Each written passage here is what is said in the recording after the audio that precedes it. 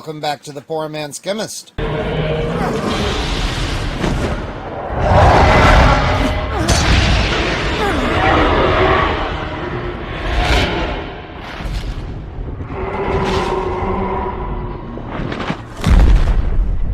In this video, we begin Chapter 6. Finally, we have arrived.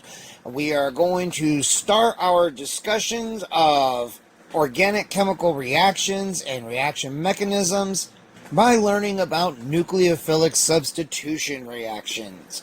That's the place where most textbooks start, and I think it's a good place to start because these are very common reactions that you will see all over the fucking place, and they can be of great synthetic utility. Now, before we get started, as usual, I have to appeal to you guys. Please support this project. Your donations are the only thing that keeps these videos coming out at a reasonable rate. Otherwise, production is going to slow down simply because I am going to have to go back to working more hours. So, if you are enjoying this and you are learning a lot, please consider supporting this project. There are links in the description. When do we talk about money? Money? Yeah. Well, that's the easy part. And with that out of the way, we begin our discussion with alkyl halides. These are incredibly useful little critters, and you will be seeing these a lot. There is a reason why organic chemists like to have a collection of alkyl halides, because they are so incredibly fucking useful for reasons you are about to learn. So, here we go. Little bit of review. Don't worry, it doesn't last long. An alkyl halide has a halogen atom bonded to an sp3 hybridized carbon atom. The carbon-halogen bond in an alkyl halide is polarized because the halogen is more electronegative than the carbon. Therefore, the carbon atom has a partial positive charge and the halogen has a partial negative charge. Alright? Alkyl halides are classified as primary, secondary, or tertiary according to the number of carbon groups bonded directly to the carbon bearing the halogen atom. You see that this is all stuff from chapters 1 and 2. You're about to see a whole lot of fucking reasons why I insisted on going through chapters 1 through 5 before we got to this point. Because if I didn't, we would have to go so fucking slow. People would be asking a ton of questions all the time because there would be so many things you guys just don't have the background for. But now you do. So, halogen atom size increases as we go down the periodic table. Fluorine atoms are the smallest and iodine are the largest. Consequently, the carbon-halogen bond length increases, while the bond strength decreases as we go down the periodic table. Maps of electrostatic potential at the van der Waals surface for the 4 methyl halides with ball and stick models inside illustrate the trend in polarity, CX bond length, and halogen atom size as one progresses from fluorine to iodine substitution. Fluoromethane is highly polar and has the shortest CX bond length and the strongest CX bond, because the carbon-fluorine bond is the strongest bond in chemistry. Iodomethane is much less polar and has the longest CX bond length and the weakest CX bond, which is one reason alkyl iodides are so incredibly useful. Now, you can see here what they're talking about. Here are the electrostatic potential maps. You can see as you go from fluorine to iodine. Fluoromethane, the halogen atom is very small and the molecule is incredibly polarized. Chloromethane, not quite as much. Bromomethane, not quite as much. Iodomethane, not quite as much. Okay? You can see how the bond length increases as we go down the column, and you can see the bond strength goes down a lot. To the point where in iodomethane, the carbon-iodine bond is only about half the strength of the carbon-fluorine bond. Bromine is a nice happy medium, and chlorine it's a little stronger. Okay, everybody with me? In the laboratory and in industry, alkyl halides are used as solvents for relatively nonpolar compounds, and they are used as the starting materials for the synthesis of many compounds. As we shall learn in this chapter, the halogen atom of an alkyl halide can be easily replaced by other groups, and the presence of a halogen atom on a carbon chain also affords us the possibility of introducing a multiple bond. Starting to see why these fuckers are so incredibly useful? Compounds in which a halogen atom is bonded to an alkene carbon are called alkenyl halides. In other words, this shit. When it's bonded to an sp2 hybridized carbon. Okay, that's an alkenyl halide. Alright, in older nomenclature, these were called vinylic halides. Compounds having a halogen bonded to an aromatic ring are called aryl halides. When the aromatic ring is specifically a benzene ring, these compounds are called phenyl halides. Yes, you can have aromatic ring systems that are other than benzene. But that is a few chapters away yet, so for now, just take my word for it. The reactivity of compounds in which a halogen is bonded to an sp2 hybridized carbon, as in an alkenyl, aryl, and phenyl halides, is markedly different than when a halogen is bonded to an sp3 hybridized carbon, as in an alkyl halide. Okay, that's very, very important. What we're about to talk about is for halogens bonded to sp3 hybridized carbons, not sp2s. They are a different beast. Or sp, for that matter. Now, physical properties of alkyl halides, they just very briefly cover this. Most alkyl halides have very low solubilities in water, but as we might expect, they are miscible with each other and with other relatively nonpolar solvents. Dichloromethane, which some people call methylene chloride because those people are in league with the devil. We do not call that compound this name on this channel. Trichloromethane, chloroform is alright. And tetrachloromethane, or carbon tet, are sometimes used as solvents for nonpolar and moderately polar compounds. Many chloroalkanes, including dichloromethane, chloroform, and carbon tet, have cumulative toxicity and are carcinogenic, however, and therefore should be used only in fume hoods and with great care. I do not agree with how the textbook makes these sound like they are all the same, okay? Carbon tetrachloride is a potent hepatotoxin, okay? In other words, it's toxic to your liver. This stuff is liquid evil. Chloroform is also liquid evil, which is why its use as an anesthetic did not last very long, because it's fucking toxic. It will also chew up your liver, but it's not as bad as carbon tet. Dichloromethane, while you shouldn't huff it, or take baths in the shit, that would be extremely bad. I've been working with this stuff for decades. I've spilled it on my hands. I've smelled the vapors many times. Again, just as a passing whiff, but still, I'm still here, okay? The other thing I would point out so far as health and safety goes is that, as you're about to find out, alkyl iodides and alkyl bromides, and also alkyl chlorides to some extent, all tend to be fairly reactive.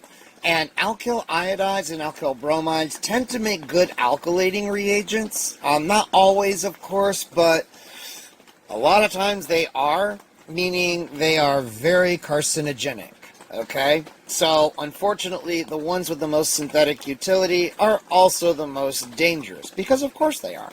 Anyway, let's keep going. Nucleophilic substitution reactions. Nucleophilic substitution reactions are among the most fundamental types of organic reactions. In a nucleophilic substitution reaction, a nucleophile displaces a leaving group in the molecule that undergoes the substitution, which is called the substrate. The nucleophile is always a Lewis base, an electron pair donor, and it may be negatively charged or neutral.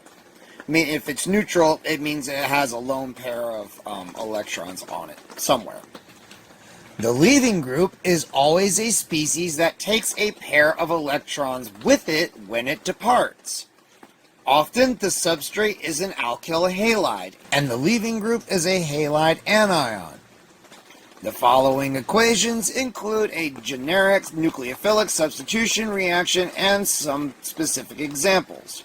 So you see here, you have your nucleophile, which is a Lewis base.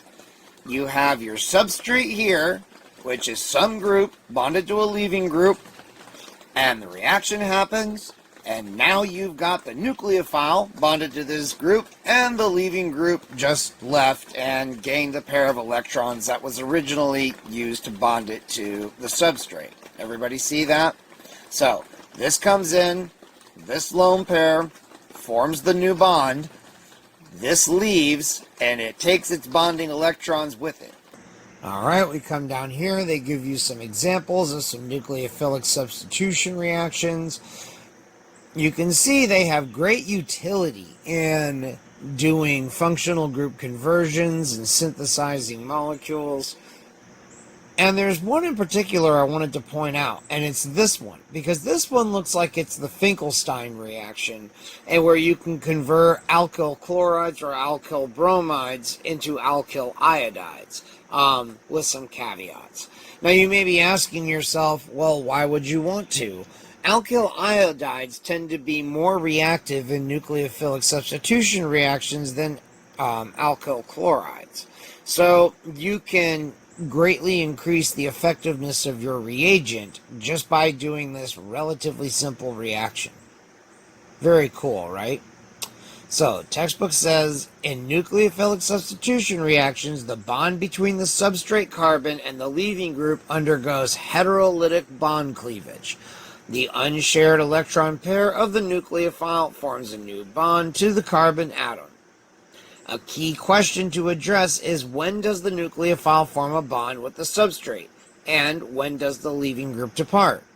Does the nucleophile bond simultaneously with departure of the leaving group, like this? So the nucleophile comes in, its lone pair comes in, starts forming a bond to the substrate. The bond between the substrate and the leaving group begins to break. So you have this kind of transition state here, and then you finally end up with your products. Or does the leaving group depart first and the nucleophile bond in a second step? So do you have something where it's like this, where the leaving group just fucks off all on its own and leaving some carbocationic entity, and the negatively charged nucleophile sees this poor positively charged deficient carbocationic little beast, and it comes and it hooks up with it, and then you've got this compound this way. We shall find in section 6.9 and 6.14a that the answer depends greatly on the structure of the substrate. In other words, both are possible. But whether it goes this way or this way is going to be determined by the structure of the substrate. And don't worry, when we get there, I will tell you what to know. And just for anybody that may have forgotten, heterolytic bond cleavage is where you have a bond that breaks. Okay, so that bond breaks and that gives you two separate things. And when the bond breaks, both bonding electrons go to one of the two partners here, okay? If it was homolytic bond cleavage, one bonding electron would go to one guy, one would go to the other guy, and instead of ions, you'd have free radicals. But that's chapter 10, so we're not there yet. Moving on. Alright, I want to take a look at this example problem because I think it's very enlightening. So we have a solution containing methoxide ions in methanol. It can be repaired by adding sodium hydride to methanol. Okay, this is all chapter 3 acid-base reactions. Hydrogen is the other product. Write the acid-base reaction that takes place, and then write the nucleophilic substitution that takes place when iodomethane is added and the resulting solution is heated. Okay? So we know from chapter 3 that acid-base reactions always proceed in such a way that they generate the weaker conjugate base and the weaker conjugate acid. Okay? Everybody see that? If not, review chapter 3, please. Now, you come down here, the nucleophilic substitution between methoxide ion and iodomethane. The lone pair here on this methoxide ion comes in. starts hooking up here with the substrate here. This iodine is not happy about it, so bitch takes her bonding electrons and she leaves, and then you end up with dimethyl ether and sodium iodide.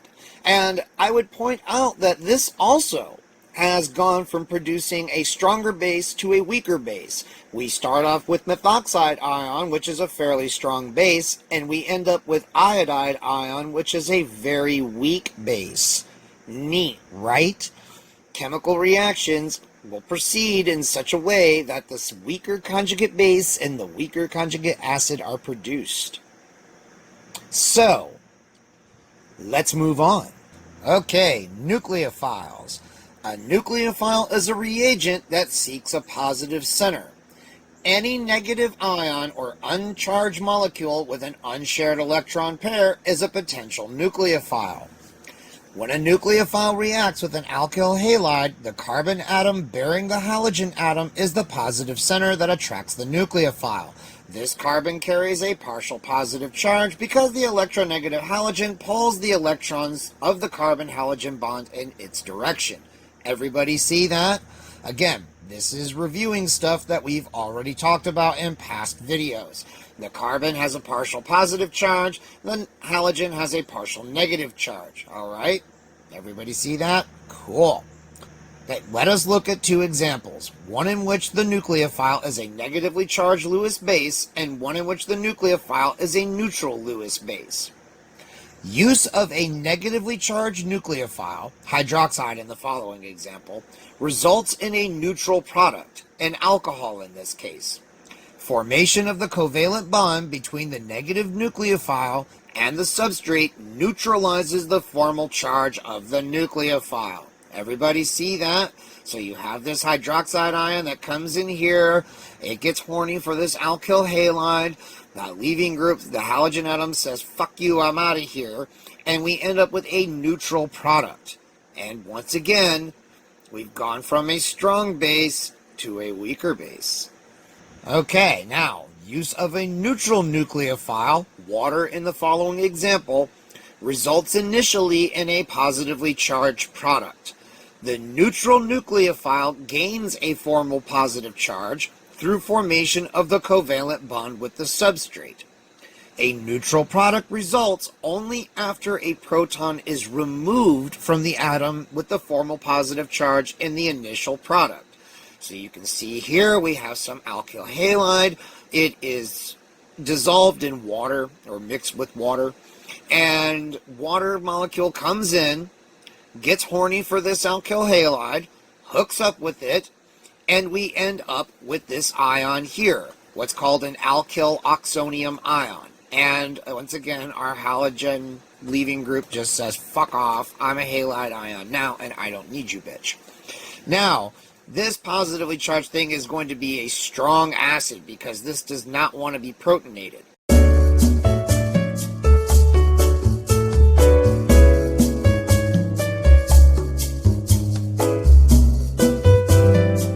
So it mixed with water, so there's water molecules all over the fucking place. So a water molecule can come up, take this hydrogen here, and we can end up with a neutral alcohol here, and the other product of the reaction is a hydrohalic acid. Everybody see that? Cool. Alright, so in a reaction like this, the nucleophile is a solvent molecule, as is often the case when neutral nucleophiles are involved. Since solvent molecules are present in great excess, the equilibrium favors transfer of a proton from the alkyl oxonium ion to a water molecule. This type of reaction is an example of solvolysis, which we will discuss further in section 6.12b. Alright, so basically what happens is you dissolve the alkyl halide in a solvent, and the solvent is also one of the reactants. Makes sense? The reaction of ammonia with an alkyl halide, as shown below, provides another example where the nucleophile is uncharged. An excess of ammonia favors equilibrium removal of a proton from the alkyl aminium ion to form the neutral amine. Okay? So you see that? We have ammonia acting as a nucleophile. The lone pair here comes in, hooks up with this substrate. The halide ion fucks off, that's the leaving group, and we end up with an alkyl aminium ion. Okay? This reaction is happening in ammonia, so there are a fuck ton of ammonia molecules around. Ammonia can pick up a proton from this alkyl aminium ion, forming a neutral amine and an ammonium ion.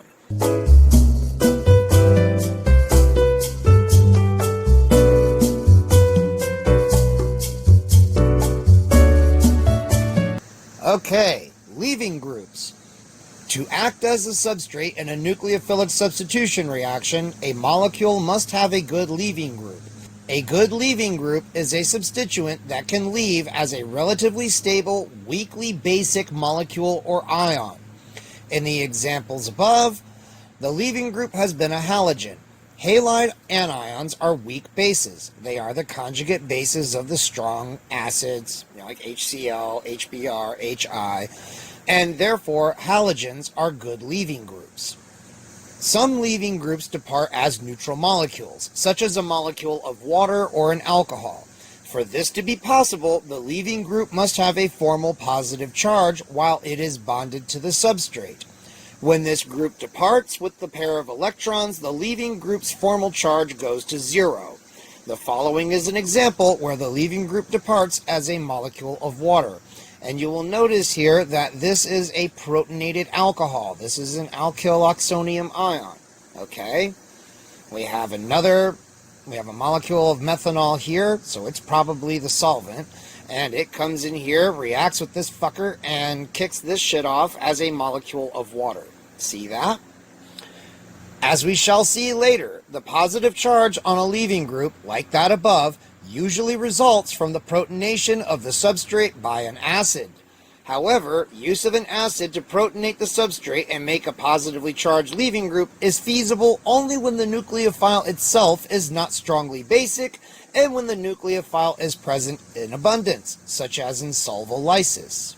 It is also worth pointing out that when you do the standard reaction of pseudoephedrine, red phosphorus, and iodine, what's actually happening is that the red phosphorus and iodine react in water to create hydriodic acid.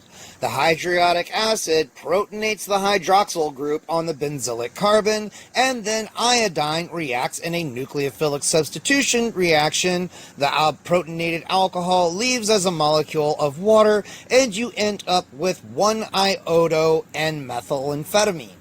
Neat, right? Yeah.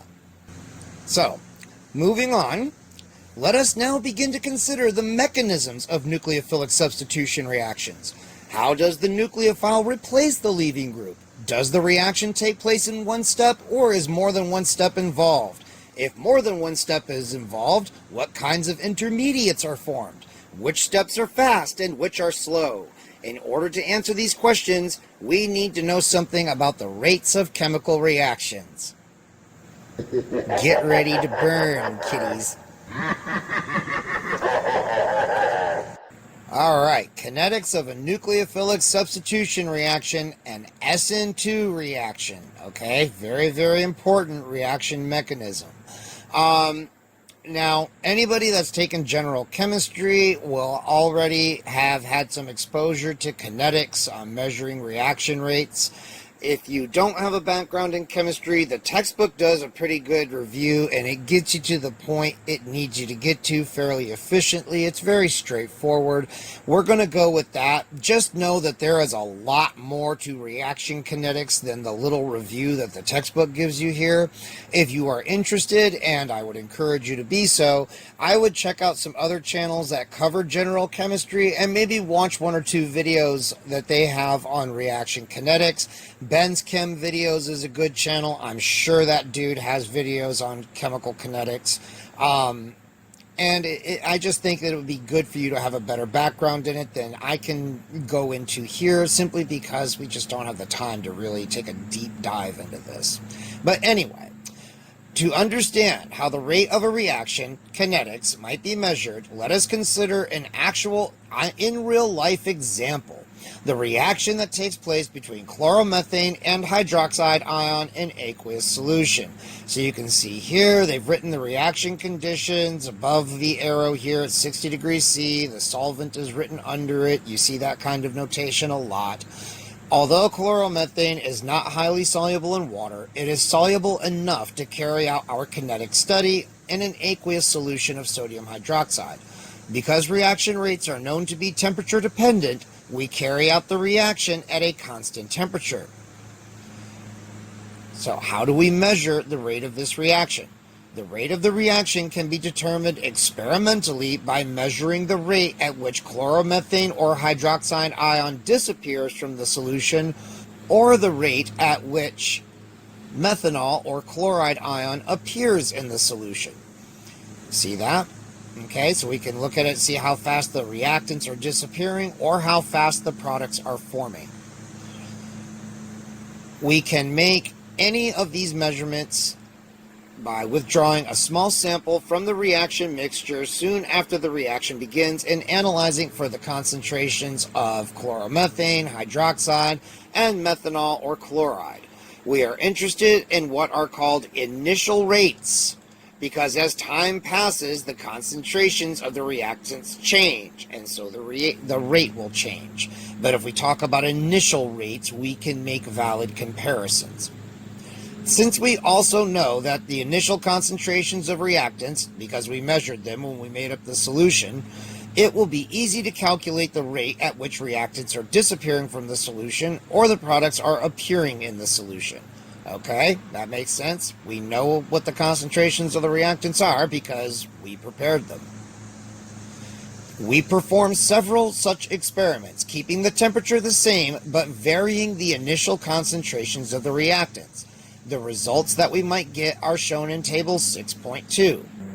Okay, now we come to something else that has to be an error in the textbook, because what I'm about to read you does not match up with what you are seeing up here.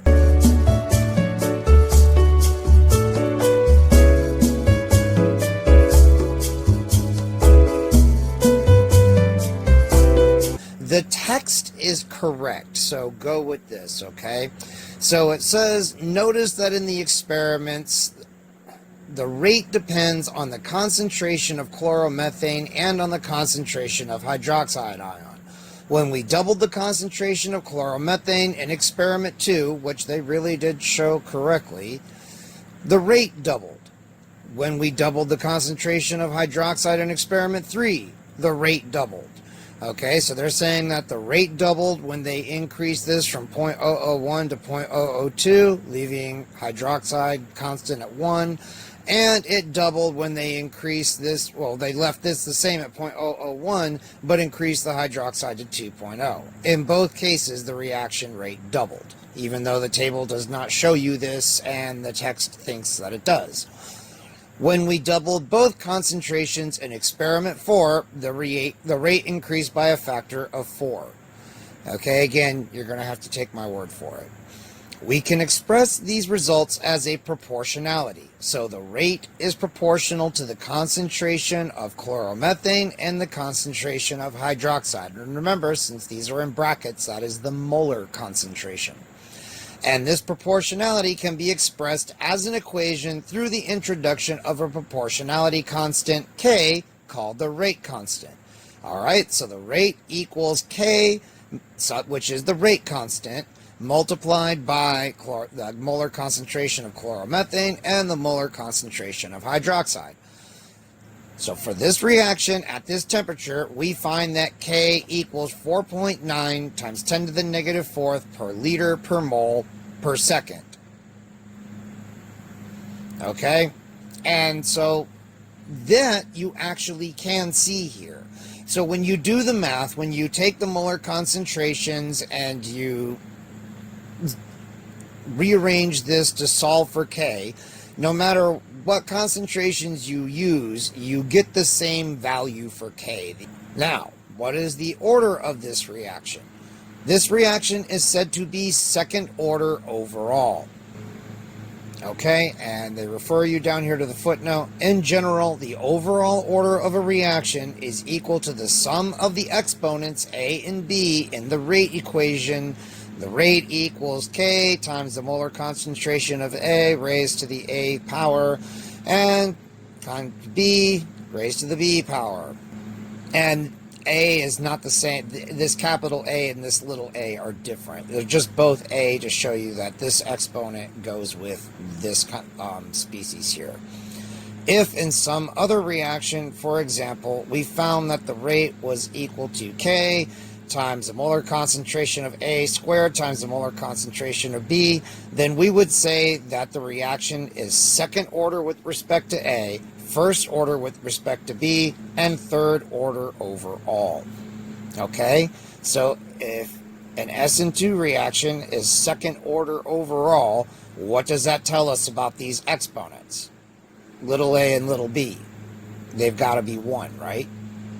Because if you add up the exponents in order to find the overall reaction order of the rate, then they have to be 1 plus 1. Everybody see that? Okay. It is reasonable to conclude, therefore, that for the reaction to take place, a hydroxide ion and a chloromethane molecule must collide. We also say that the reaction is bimolecular. By bimolecular, we mean that 2 species are involved in the step whose rate is being measured. In general, the number of species involved in a reaction step is called the molecularity of the reaction. We call this kind of reaction an SN2 reaction, meaning substitution nucleophilic bimolecular, or a bimolecular nucleophilic substitution. Okay, that's what an SN2 reaction is. But this is what you wanted. This is what you wanted to see. This is what you wanted to know. And here it is. Okay, a mechanism for the SN2 reaction.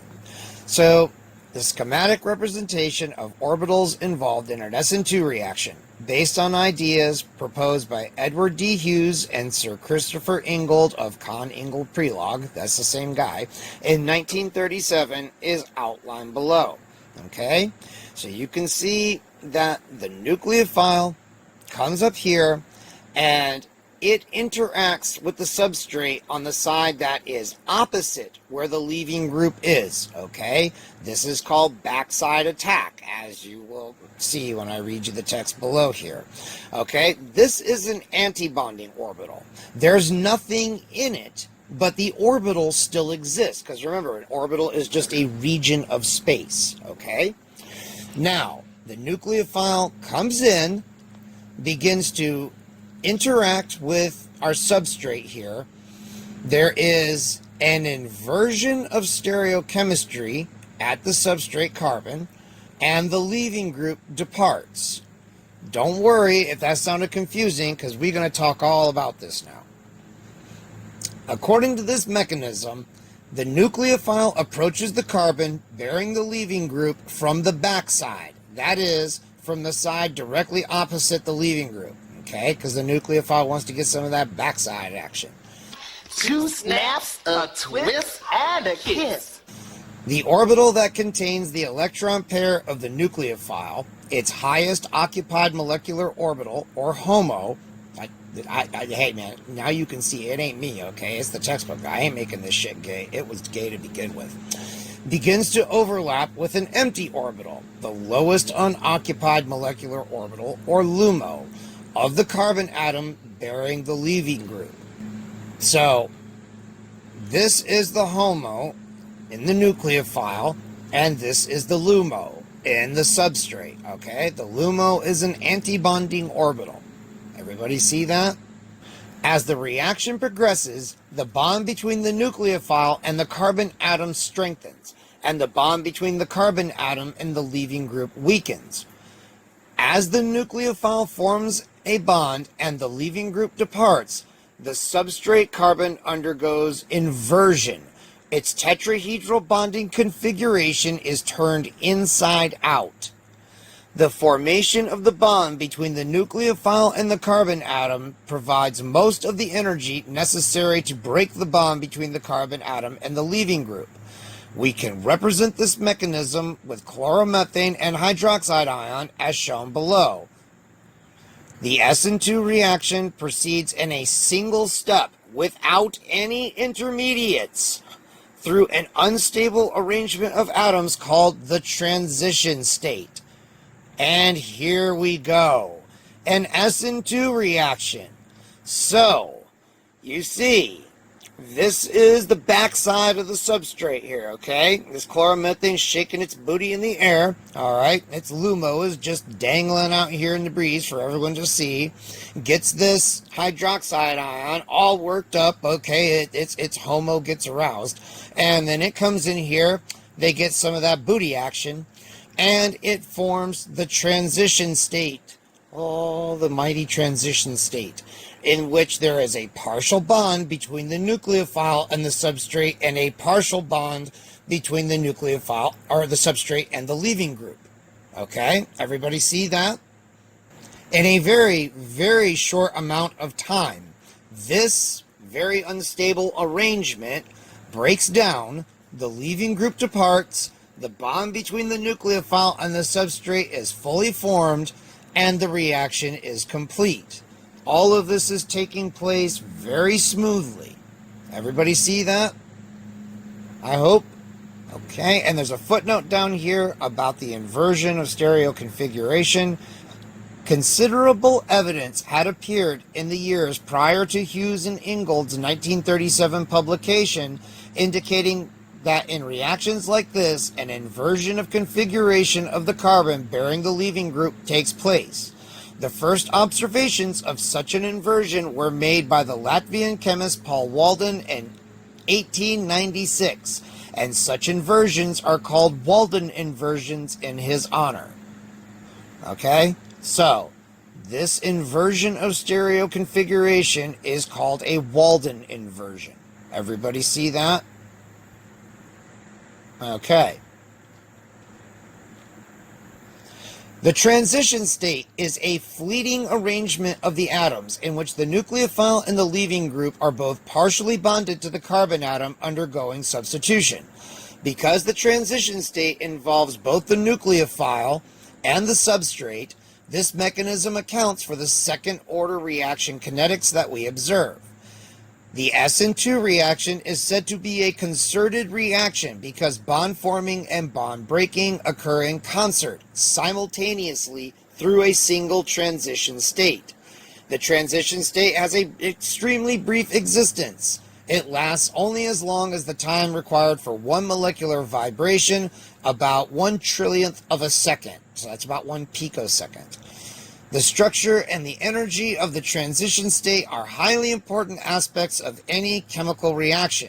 We shall therefore examine this subject further in 6.7. And I think at this point we're going to go ahead and stop. We will pick it up next time with 6.7, talking about transition state theory.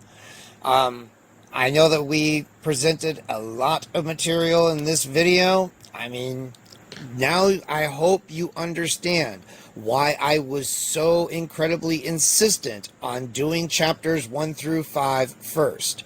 Because if I had not done those, you would be even more lost than you might be right now. Okay?